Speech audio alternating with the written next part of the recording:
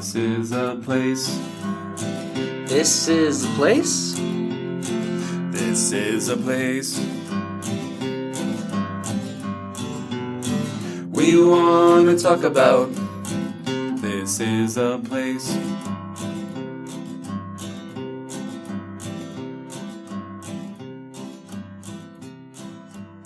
Thank you for listening to This is a Place podcast. My name is Brandon, and I'm here with a man who doesn't take doesn't take the podcast for granted. Nate. That's right. I also don't take granite.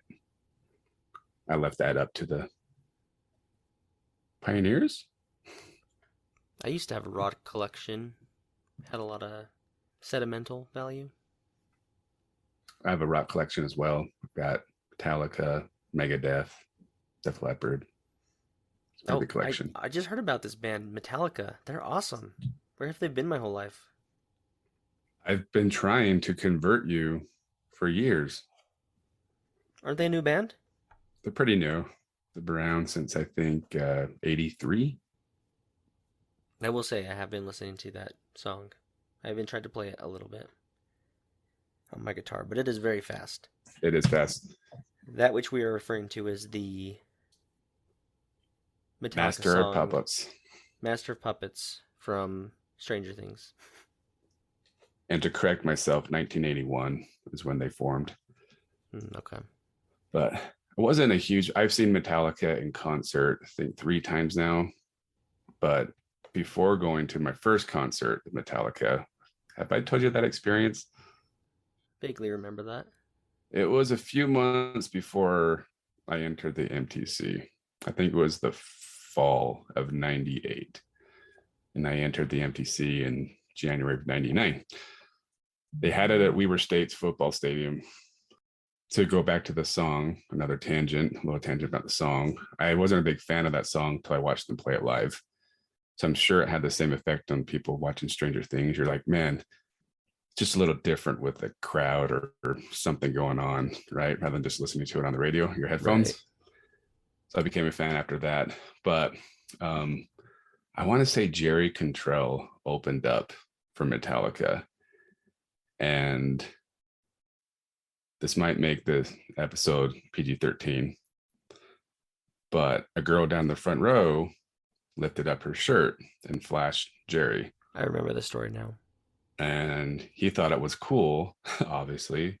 And we were up on in the bleachers on like the top row because we were just kids. We didn't have money. We couldn't really see what's going on. I still would be in the top row. No matter what. Yeah. But going back to the story, Brandon. So the girl flashed him.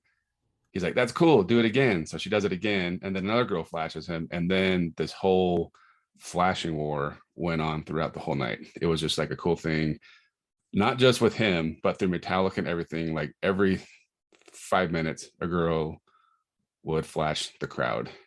And like I said, not a big deal for us because we couldn't see anything. It was down on the field mostly. And then it kind of made its way up to the stadium or the stairs. And we're just like, but no offense to the girls that were near us that decided to do it, but they should not have done it. It was just funny. And I just remember going home and listening to the radio and the DJs talking about how awesome the concert was. And then they started going off about the flashing. So it wasn't necessarily how awesome the music was, but the flashing was what everybody talked about. Yeah, that was my first experience with Metallica. Made me a little nervous going to metal concerts after that because you didn't know what you're getting yourself into. But I just remember going back to the song Master of Puppets. So Master of Puppets and Fuel. When you watch Lars, I think's his name, on the drums, play those 2 songs, it gets you so pumped up. Like you just want to go fight somebody because it looks like he's in a fist fight with the drum set. It's so awesome. It's so fun. He's just kicking the crap out of the drum sets and they're pretty upbeat songs. So and the whole thing, Master of Puppets, when the crowd's chanting, it's just fun. It's just good, clean fun. You probably won't hear it at a church dance or high school dance for that matter. Maybe you will now because of Stranger Things. Right. But your meme you sent me a few weeks ago was pretty interesting to think about. how much time Eddie had to figure out Master of Puppets. Right. And I forgot about those days because the internet really didn't get popular until like the late 90s. And I remember like kind of changed my life from playing from the guitar. So when I took guitar lessons when I was 12, started when I was 12. And then when I started getting decent enough to be able to play songs, my guitar lessons insisted of me going to my teacher with a cassette tape of a song I wanted to learn.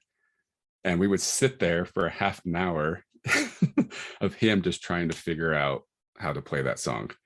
So really, I was paying my mom, I should say, or my parents were paying for me to go have somebody figure out the tabs to a song, which nowadays you can figure out in 10 seconds, tabs to 30 songs, and they're probably more correct than what we were figuring out. So yeah, I would sit there for half an hour of him trying to figure out the tabs to the song, and then he'd go over like, here's how you play it for a minute. And then I'd go home and practice that song for a week, and then come back, and then we'd go over it, and then we'd get a new song. But I mean, just how much faster I probably would have learned how to play the guitar or songs if the internet was around back then. You could have been to Metallica if you'd have had the internet back then. Oh yeah, absolutely. Easy peasy. But if Eddie really did sit down with all his busy schedule and figured out how to play Master Puppets, then it's a sad, sad thing that is it safe enough now to say, if you haven't seen it, sorry. So I will say this, Nate. I still probably won't be the biggest Metallica fan, but it has led me to listen to a little more than normal. Has opened your, what's the word I'm looking for? Broaden my horizons. Broaden your horizons. Which is a good thing. Even Metallica, there's been a lot of hardcore Metallica fans getting upset, like saying you're, basically bandwagoning if you're like Metallica now because of Stranger Things. And Metallica spoke out, said, we don't care if you've been listening for 40 years or 40 hours. Everybody's welcome in Metallica's kingdom. So the sad thing is probably the reason why I don't like Metallica is because of those type of hardcore fans, those gatekeepers. Oh, yeah. I mean, we could talk a whole episode on Metallica, and I remember the Black Album came out and how upset they were, the hardcore fans, saying that they sold out. That's probably their best album ever. One of the best albums ever. So. But we're not here to talk about Metallica. No. Yeah. That's a rabbit hole I could talk about forever. We're here to talk about Texas. Yes, we are. Because I went to Texas for my first time just last week. For work, right? For work. Yep, work.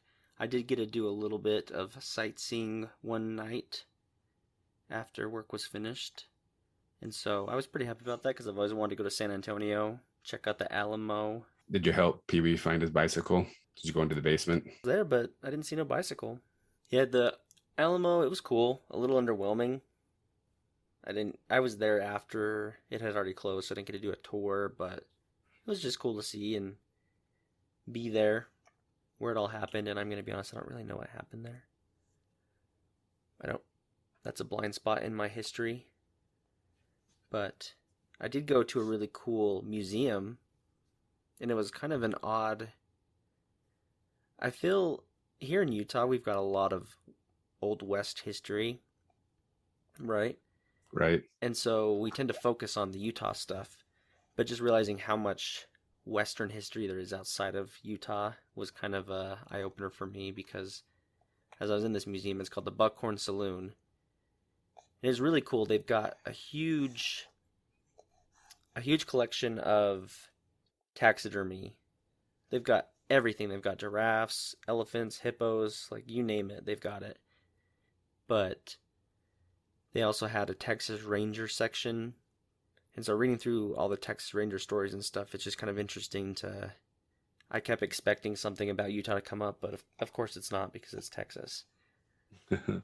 And I got to do the river walk, which I've always really thought was a cool thing. I've only been to the Dallas airport, so that's as close as I've been, I think 2 or 3 times. So I've never been sightseeing in Texas. I got some friends down there that I keep saying I'm going to go visit, and then I never do, like everything else. Once we get our YouTube channel that we've been planning for months, once it expands, we're probably going to have to make our way down to Texas eventually. So Texas is that'll so be our big. chance. It is so big. I saw a good chunk of it in 2 short days. Because I flew into Dallas, and then I flew to San Antonio, and then I drove to Houston. So I saw everything I feel like, but out of the big cities except for Austin. It is a big place, and there's a lot of Texas pride there. Well, Texas could vote to succeed from the US in 2023. Really? How would that work? We better get our passports. I know, but like, what does that mean? Like, say you live in Texas right now and they become their own nation. Does that mean you have to get a passport to go to the other states now? I don't think it. I could see it happening where they vote for it, but I don't see it ever actually happening Yeah, agreed. until the zombie apocalypse happens. Then Then nothing really will matter it doesn't anyway. matter at that point. So, Well, back to Utah. We decided to talk about, if you don't know about it, off the beaten path sight to see here in Utah. Probably not something that everyone goes and checks out, right? no, I think if you live in that area, you probably know about it and probably go visit it, but I don't see people It's a driving out of popular their place to way. take pictures too, I think. Absolutely. During summers in high school, I would substitute teach at Jordan Valley, which is a special needs school. They did summer programs there. I didn't know you did substitute teaching. Uh-huh. Well, it was for special needs kids. So basically, it was just babysitting for the summer. It was fun. Um, and then a few times when we kind of had the higher functioning class kids, the older kids, we took them on a bus field trip over to the Temple Quarry. So every time I think about it now, moving forward, I always remember that visit there. So it was a fun place to go explore, and it was relatively safe to take a bunch of kids. I always get my canyons mixed up. Is it Little Cottonwood Canyon? Little. So at the mouth of Little Cottonwood Canyon, not too far in, is the Temple Quarry where they got the stones to build the Salt Lake Temple. The pioneers where they got the stones. Well, and they would have to use dynamite to blow up the rock rather than using their hammers and chiseling it out of the mountain. So they started using dynamite. And so if you keep your eye open around there, you can still see dynamite holes or holes that they chiseled to put in the dynamite. So it's kind of fun. A lot of signs around that you can read about some of the history.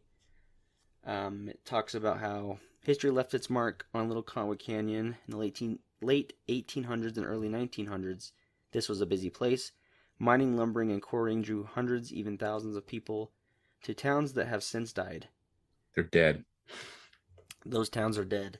But these towns were Graniteville, Wasatch, Hogern, Tannersville, Central City, Alta, and Emmaville are gone, but the stories and evidence of occupation remain.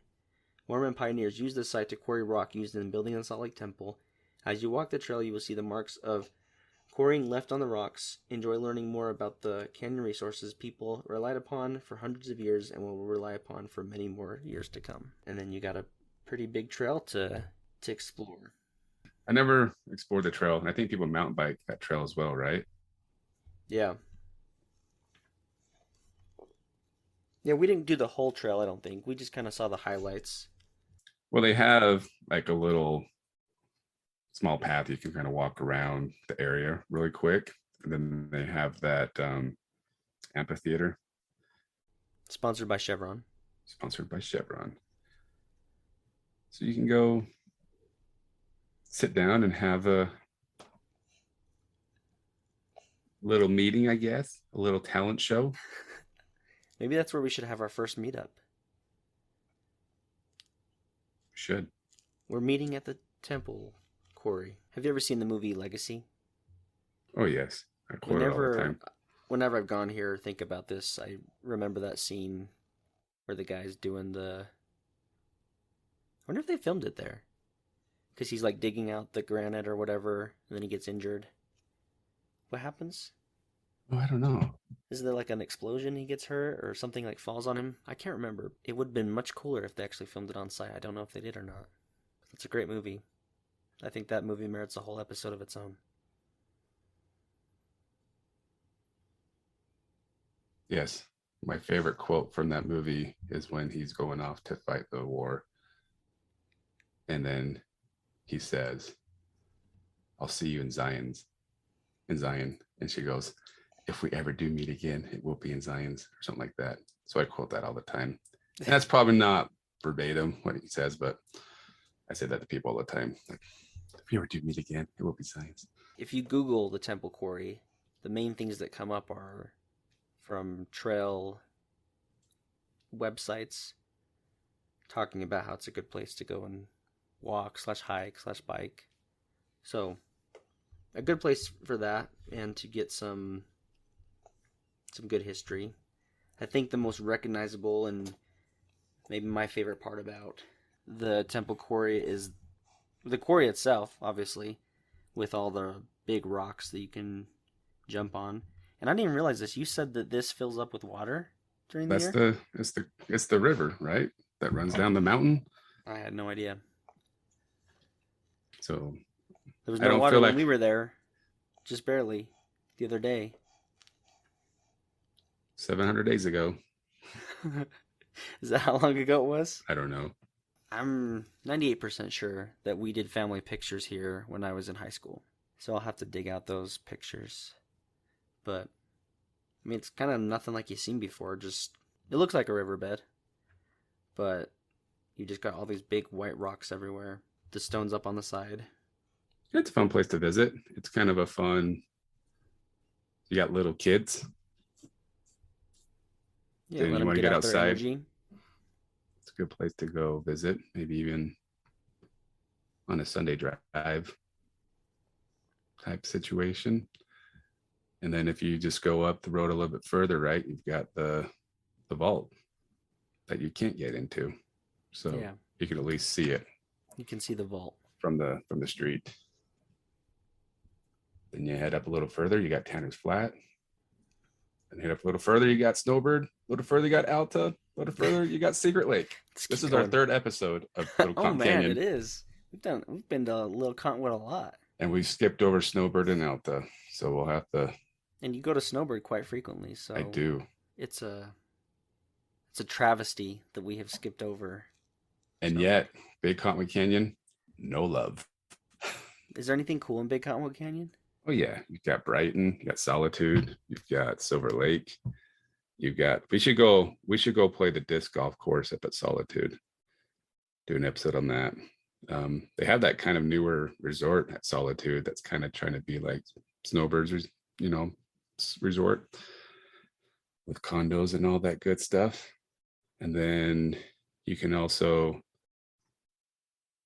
take the, what do they call it, the path that takes you from Big Cottonwood over to Park City. That's a fun one. Guardsman Pass, that's what I thought it was. Would be recommended in passenger cars. I did that in high school by accident, but I went from Park City to Big Cottonwood. Reminds me a little bit of the road to go from basically Copperton over to Tooele. Butterfield Canyon Road, kind of the same deal. Right. But Makes I feel like Guardsman the whole time. I feel Guardsman's a little more choppy. So like the passenger car, Really? not so much. It's funny, we've done so many episodes in Little Cottonwood, but there's still so much nature stuff we haven't even explored yet on the podcast. Yeah. I mean, you could really make a podcast dedicated just to the nature stuff in Utah, because we're just chock full of it. We're just too lazy. Too lazy. But we've made it to the bottom and the Temple Quarry. That's what's important. We've made it to the bottom. We've made it to the bottom of the canyon. We've made it to the top. Well, did you know Secret Lake? I think it's blocked off this year. Really? because they're putting in like a new ski lift or something, so you can't hike it. Really? My Oh. understanding, or at least like a couple months ago, because we usually like to go do a hike or two when we go up in June to visit the Iron Blossom and Snowbird. Yeah. And I looked it up and it said it was not available. There's other paths you can do, but not the Secret Lake one. I'm ready for the fall to not be hot anymore, but at the same time, I'm sad. That's well, your kids are home no matter what, but they're not really going to school yet. In a couple of years, they will be. But I'm just They sad never that leave. They're always here. they're always there. It's a weird feeling like the first week of school because I work from home mostly, kind of like you do. But that first week there's nobody home. I'm like, it's just so quiet. And then you just get used to it and you love it. And then they're home from school for like vacation or the weekend. You're like, can't wait for school to start. But same time, I love it when my kids are home for summer break for the stuff that we get to do. But I feel like the summer's been going so fast and that I feel a little bit guilty because we haven't been doing as much as we normally do. One thing we need to make sure we do. We were thinking about doing a whole month of water parks, but realized we have no time to do that. But we got to get at least one water park in before this summer's over. What do you think? Yeah, one, possibly two. I know I'll probably at least take my kids to Laguna Beach once before it closes. I'd really like to use our Get Out Pass. We need Get Out Pass to be one of our sponsors. I feel like Yeah, I just that'd be a bought good my Get idea. Out Pass. Or at least have them on. But I want to go visit Cowabunga Bay.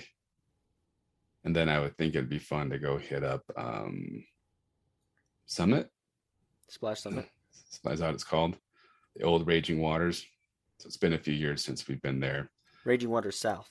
Seven Peaks South, whatever they changed it to. But hey, and we've even got one real close here that we can go check out. Chompers Cove. What?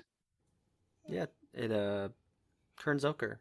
That's what they call it. Chompers Cove. Oh, the outdoor pool? Yeah, I just saw in one of the coupon magazines they sent in the mail a free pass to the outdoor pool. I've never been there. I think that'd be fun. We go to Taylorsville Pool quite often in the summer. I think we've been twice so far this year. I'm going to commit us to one. If we get to two, great. But I'm going to just say one. One. We'll do one episode.